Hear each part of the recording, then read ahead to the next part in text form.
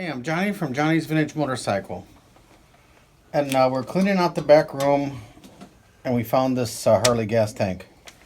I used to fool with Harley a little bit, so I kind of collected a few odds and ends. This is a 1941 to 46 Harley Knucklehead gas tank. Got a nice gas cap. Inside's got some powder, so it need a nice cleanup.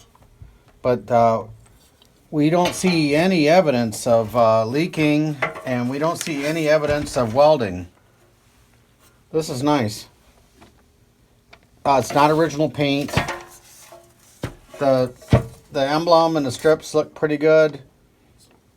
The shift gate has got some pitting, so it'd probably need chromed or something if you're going to make a show bike out of it, or be a nice everyday rider gas tank. So this badge isn't too bad.